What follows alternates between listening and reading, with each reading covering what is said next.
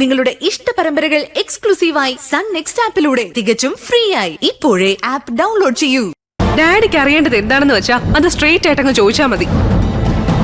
അല്ല, നിരഞ്ജൻ ഏതോ ഹോസ്പിറ്റലിന്റെ കാർഡിയോളജി ഡിപ്പാർട്ട്മെന്റിന്റെ തലപ്പത്തേക്ക് പോകുന്നെന്ന് കേട്ടു. അതും ഞാൻ ഇങ്ങനെ ഒരു ക്ലിനിക്ക് തുടങ്ങാൻ പോകുമ്പോ. എന്നെ തോൽപ്പിക്കാൻ അതല്ലേ ഉള്ളൂ ഒരു മാർഗം, അല്ലേ? അങ്ങനെ പോകേണ്ടി വന്നാൽ പോയില്ലേ സാർ പറ്റൂ. ഞാനൊരു പ്രൊഫഷണൽ അല്ലേ. സാറിന്റെ കീഴിൽ തന്നെ ജോലി ചെയ്യണമെന്ന് നിർബന്ധിക്കാൻ പറ്റൂ? പിന്നെ ഇപ്പൊ സാർ ഈ പറഞ്ഞത് സാറിന്റെ സംശയം മാത്രം. സംശയമല്ല, ഉൾഭയം. ഡോക്ടർ നിരഞ്ജൻ ഇല്ലാതെ ഡോക്ടർ ജയശങ്കറിന് പിടിച്ചു നിൽക്കാനാവില്ല എന്ന് ഉൾഭയം. അതെ, എന്നാലേ തലയ്ക്ക് മീതെ വളർന്ന ആ കൊമ്പ് മുറിക്കാനും മടിയില്ലാത്ത ആളായത്. നിരഞ്ജനത് ഓർത്തോണം. ആ കാര്യത്തിലും ഭയമില്ല. പക്ഷേ ഇപ്പൊ ഞാൻ പോയത് എന്റെ ഒരു സുഹൃത്തിന്റെ ആവശ്യത്തിന്.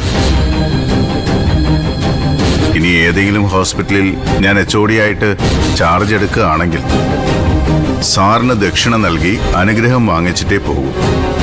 എന്റെ മകൾക്ക് വേണ്ടിയല്ല, നിരഞ്ജന് വേണ്ടിയാണ് ഞാൻ ഈ ക്ലിനിക്ക് സ്റ്റാർട്ട് ചെയ്യുന്നത്. അത് മറക്കണ്ട. സാറ് വട്ടിപ്പലിശയ്ക്ക് കടമെടുത്ത് എനിക്കായിട്ടൊരു ക്ലിനിക്ക് ഇട്ട് തരണ്ട. ഇനിയുള്ള ചുരുങ്ങിയ കാലം സ്വന്തമായി അധ്വാനിച്ച് അക്ഷരയ്ക്കും ശ്രുതിമോൾക്കൊപ്പം ജീവിക്കണമെന്നതാ എന്റെ ആഗ്രഹം. അതെന്താ ഒരു ചുരുങ്ങിയ കാലം? നിരഞ്ജന കാശിക്ക് പോവാം. ജീവിതത്തിൽ മുമ്പോട്ട് നമുക്ക് എന്താണ് വിധി കരുതി വച്ചിരിക്കുന്നതെന്ന് അറിയില്ലല്ലോ സർ. ഒരു കാര്യം ഞാൻ ഉറപ്പു പറയാം. ജീവിതത്തിൽ എന്ത് തീരുമാനം ഞാൻ എടുത്താലും അത് ഞാൻ തന്നെ സാറിനോട് പറഞ്ഞിരിക്കും. മൂന്നാമതൊരാൾ പറഞ്ഞ് സാർ അതറിയാൻ ഇടവരത്തില്ല.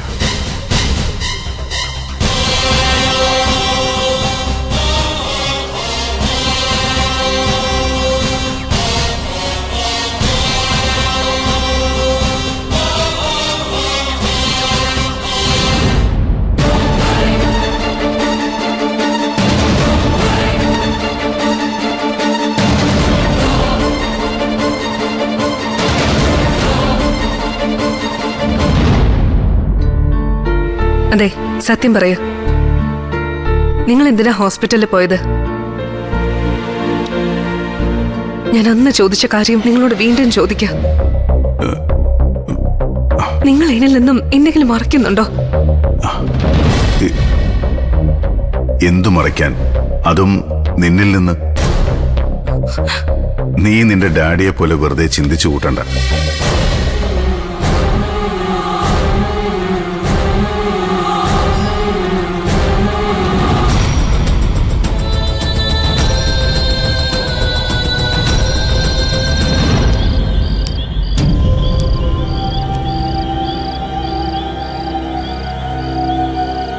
അമ്മാവയെ കെട്ടിത്തൂക്കിയിട്ട് സരവണം പൊന്നുമണിയായിട്ട് ഇന്നങ്ങ് പറക്കും. അമ്മാവുടെ മരണം തക്കുലൈ. പൊന്നുമണി വീണ്ടും പോയതിൽ വരുത്തപ്പെട്ട്, ശങ്കരണ്ണൻ തിരിച്ചു വരാത്തതിൽ വരുത്തപ്പെട്ട് സൂയിസൈഡ്. ഇനി അത് മർഡറെന്ന് തെളിഞ്ഞാൽ പോലും പ്രതിസ്ഥാനത്ത് ആര് വരും? ശരത് സാർ വരും. സരവണം പൊന്നുമണിയുമായി ഏതോ ഒരു ഉലകത്ത്.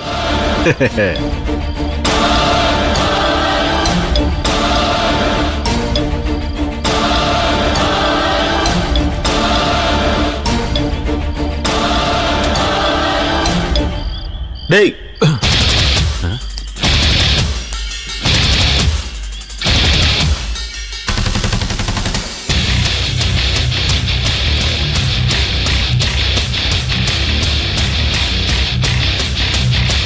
യാരടാ?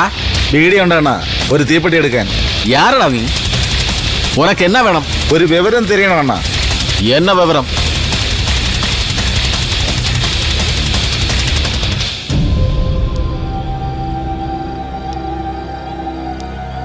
ഇവിടെ നിന്ന് ഓസ്ട്രേലിയക്ക് ബസ് കിട്ടുവണ്ണ. ഓസ്ട്രേലിയാവാ? എന്നടാ ഉനക്ക് പൈത്യമാ?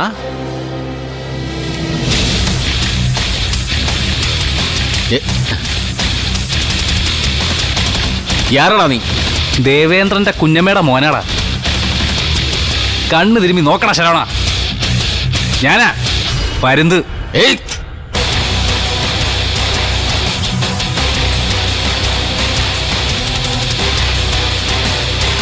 കോപ്പേ,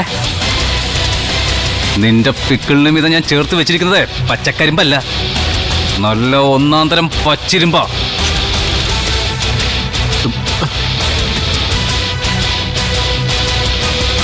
ഇവിടുന്ന് ഉണ്ടേ ഒരെണ്ണം. ഞാൻ കുത്തും, പരുന്തും കുത്തും. ഇതാണ് Saravana double engine attack. Push pull. ഡേയ് ഉന്നേക്കനാൻ. ഒരു പുല്ലും ചെയ്യത്തില്ലടാ. പൊന്നിമണിയെ തേടി അണ്ണാച്ചീനി കടത്ത് കിടന്ന് വരണ്ട. പൊന്നിമണി പരുന്തിന്റെ പെണ്ണ. പൊന്നുമണി എന്നോട് പൊണ്ടാട്ടി. നാ ഒരു വന്നാ നെഞ്ചത്ത് പിച്ചാത്തിയുണ്ട്. കണസാ കുണസാന്ന് 2 വരയും വരച്ച് എടുത്ത് കായലിൽ കളയും. ഓടാ ഓടാ.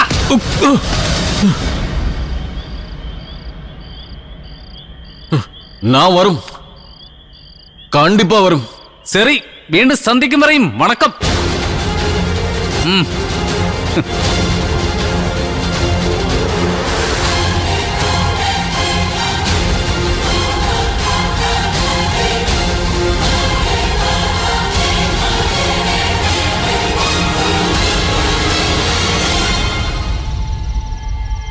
കാര്യങ്ങൾ നമ്മൾ കരുതുന്ന പോലെയൊന്നും അല്ലല്ലോ അക്ഷര.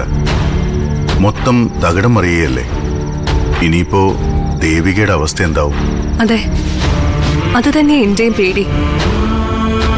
ചന്ദ്രലേഖ പറഞ്ഞതുപോലെ അവരുടെ കല്യാണം കഴിഞ്ഞ പിന്നെ ദേവിക മറ്റൊരു വിവാഹത്തിന് സമ്മതിക്കൂ? ഒരിക്കലും ഇല്ലെന്ന് തന്നെയാണ് ഞാൻ കരുതുന്നത്. ദേവിക്ക് അതിന് കഴിയില്ല. ഉത്സവത്തിൽ ഒറ്റപ്പെട്ടു പോയ കുട്ടിയെ പോലെ ദേവിക പകച്ചു നിൽക്കും. അയ്യോ, അങ്ങനെ സംഭവിക്കാൻ പാടില്ല. നിങ്ങള് ദേവിക ഒന്ന് വിളിക്ക്, കാര്യം പറഞ്ഞ് മനസ്സിലാക്ക്. സ്വന്തം ജീവിതത്തെ പറ്റി ഇനിയെങ്കിലും ചിന്തിക്കാൻ പറയ. നിത്യെ നോക്കാൻ ഒരായുടെ വേഷം കിട്ടി ജീവിതം പാഴാക്കരുതെന്ന് പറയ. ഞാൻ ഇക്കാര്യം ദേവികയോട് പലവട്ടം പറഞ്ഞതാ. ഇനിയും എങ്ങനെയാ ആവശ്യപ്പെടുന്നത്? നേരത്തെ സാഹചര്യം പോലെ അല്ലല്ലോ ഇപ്പോ. ദേവികയ്ക്ക് അത് മനസ്സിലാവും. നിങ്ങളെ വിളിക്ക്. വിളിക്കാം. ദേവികയ്ക്ക് ഒരു ജീവിതം ഉണ്ടാക്കി കൊടുക്കേണ്ടത് നമ്മുടെ കടമയും ഉത്തരവാദിത്വമാണ്. നിന്റെ ദേഷ്യവും വാശിയും മൂലം ഒരു നിമിഷം എന്റെ ശ്രദ്ധയൊന്ന് പതറിപ്പോയതാ സുധിയുടെ ജീവൻ നഷ്ടമായ അപകടത്തിന് കാരണം. നീ ഓർക്കുന്നുണ്ടോ അത്? എന്നെ അതൊന്ന് ഓർമ്മിപ്പിക്കരുത് പ്ലീസ്. ബോധമില്ലാത്ത സമയത്ത് എനിക്ക് പറ്റിപ്പോയൊരു തെറ്റ്, അതുമൂലം ഉണ്ടായ നഷ്ടങ്ങൾ എത്ര വലുതായിരുന്നു എന്ന് ഇപ്പോഴാണ് ഞാൻ മനസ്സിലാക്കുന്നത്. എന്റെ പബ് ലൈഫും കുത്തഴിഞ്ഞ ജീവിതവും മൂലോ ദേവികയ്ക്കും ഈ അവസ്ഥയുണ്ടായത്. സത്യം പറഞ്ഞ ദേവികയുടെ മുഖത്ത് നോക്കി സംസാരിക്കാനുള്ള ധൈര്യം ഇപ്പോഴും എനിക്കില്ല. എന്നെങ്കിലും ഒരിക്കൽ ദേവിക എന്റെ നേരെ വിരൽ ചൂണ്ടും. നിങ്ങളല്ലേ എന്റെ ഭർത്താവിന്റെ മരണത്തിന് കാരണക്കാരനെന്ന് ചോദിച്ചു. ഒന്നും മനഃപൂർവ്വം അല്ലല്ലോ.